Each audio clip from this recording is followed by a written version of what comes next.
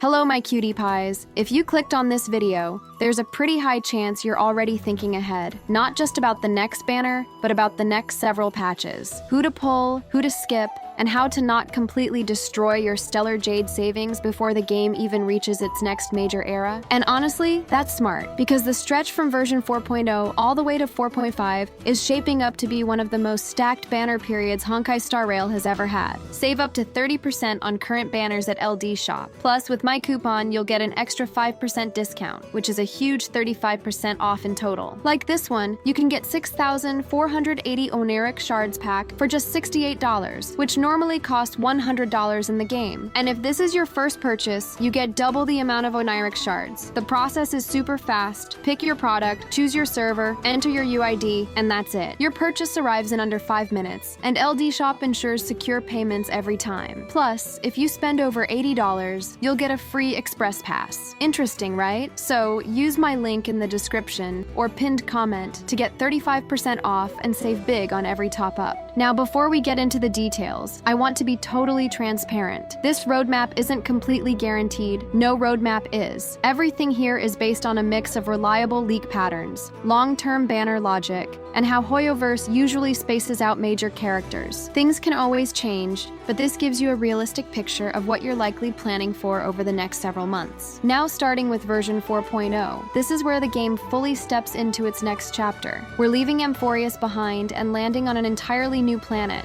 one that was originally meant to lean heavily into a Japanese-inspired theme, but ended up being reworked into what we now know as Arcadia. New setting, new story tone, and most importantly, new faces taking center stage. For the first half of 4.0, everything points toward Yao Guang making her debut. As a Shanzhou general, she's positioned as one of those high-impact flagship DPS characters that Hoyoverse loves to open a new version cycle with. From what's been circulating, she's expected to play an aggressive main DPS role, with raw output that clearly outpaces most standard damage dealers. She's not designed to be subtle or niche, she's meant to feel powerful right out of the gate. In the second half of 4.0, the spotlight shifts to Hanami, the special 5-star version of Sparkle. This is likely our first real look at how the Elation path works in practice, and Hanami seems built around skill point consumption as a core mechanic rather than just a bonus. Instead of supporting the team like Sparkle does, Hanami flips the script and becomes a full DPS that converts skill points directly into damage pressure. It's a risky design, but also one that opens up entirely new team-building ideas. Reruns in 4.0 will almost certainly follow synergy logic. Hanami being skill point focused makes the original Sparkle an obvious rerun candidate, especially since she hasn't appeared in a while and pairs perfectly with that playstyle. Alongside her, Chiridra is a strong possibility due to her long absence and potential interaction with Yao Guang's kit. It's exactly the kind of lineup Hoyoverse uses to quietly drain your jades. Moving into version 4.1, the pace doesn't slow down at all.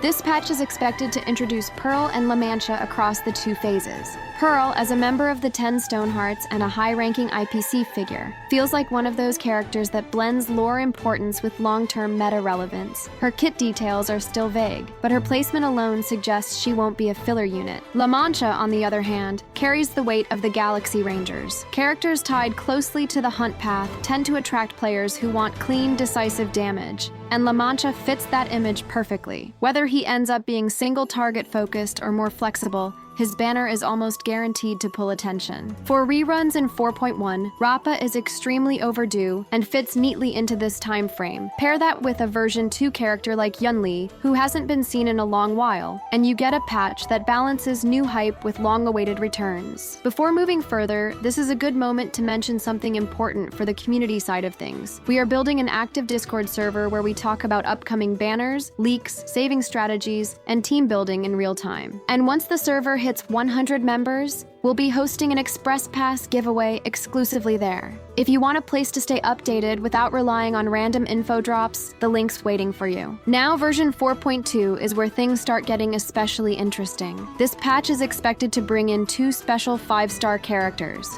both of which carry massive recognition. The first phase is likely reserved for the X-Spy version of Yae Sakura. Anyone familiar with Hoyoverse knows how much weight that name carries, and she's rumored to follow the Elation path with an ice element, leaning into synergy-heavy team compositions rather than standalone damage. Think less brute force, more layered interactions. The second half of 4.2 is where a Silver Wolf special version is expected to land. While details are scarce, her path suggests sustained pressure rather than burst, possibly with strong AoE presence. Given how popular Silver Wolf already is, even minimal info is enough to put this banner on a lot of people's must-watch list. Version 4.3 pulls things back slightly, but still carries huge implications. This is where Blade's special version is expected to release. We've known this has been coming for a long time, and while almost nothing concrete about his kit has surfaced, the mere existence of a Blade SP tells you Hoyoverse sees him as a long-term pillar character. Whether he remains HP-based or pivots into a new mechanic entirely, this is not a banner people will casually skip. By the time we reach versions 4.4 and 4.5, information becomes thinner, but the names involved are enough to keep expectations sky high. Version 4.4 is rumored to feature Himiko's special version, one of the most requested upgrades since launch. Characters like this are usually treated as major marketing pushes, often with kits that define entire team archetypes around them rather than just fitting into existing ones. Then in 4.5, things get even wilder with special versions of Aventurine and Robin expected to arrive. Given that both of their base forms lean toward support roles, it wouldn't be surprising to see their SP versions swing toward DPS-focused designs, purely to shake up the roster and keep the meta from stagnating. So, if you're already thinking about who to prioritize and who to skip across these patches, you're honestly playing the game the right way. The 4.0 to 4.5 stretch is not forgiving at all, and trying to pull on everything is the fastest way to end up with half-built characters and empty stellar jade reserves. Planning ahead is what lets you actually enjoy the characters you do pull instead of constantly feeling behind. So now I'm curious, who are you saving for right now? Let me know which patch worries you the most and which banner you're locking your savings into. I read the comments, and it really helps seeing where everyone's priorities are lining up. If this roadmap helped you plan things out even a little, consider sticking around, because we'll be tracking every update, leak shift, and banner change as we get closer. Good luck with your pulls, and I'll see you in the next video.